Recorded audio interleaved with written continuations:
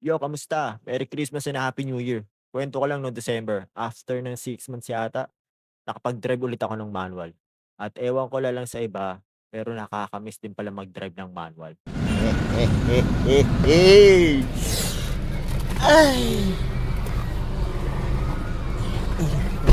Namiss ko to ah. Sa una, dahil kapag nababad ka sa stop and go na traffic, fuck shit talaga.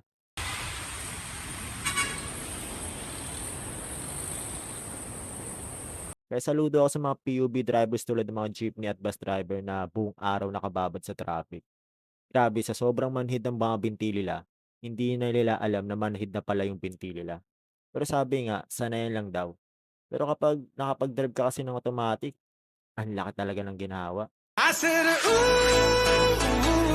come on, baby, turn the lights off. Pero may iba sa atin, die hard fans sa mga manual transmission.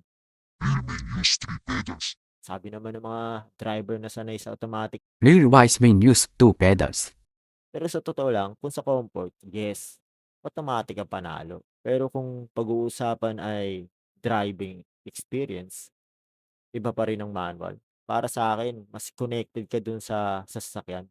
Mas naiintindihan mo siya. Alam mo yun? Iba yung kasiyahan kada upshift at downshift. Kaya nga sinasabi nila, kapag long ride, mas masarap gamitin ang manual transmission. Tapos masusukat mo pa yung galing mo sa manual transmission kapag sobrang uphill yung kalsada tapos traffic. Kapag amoy clutch na yan, aba-aba, more practice ka pa, brad. Pero kahit ano pang transmission kaya mong i-drive.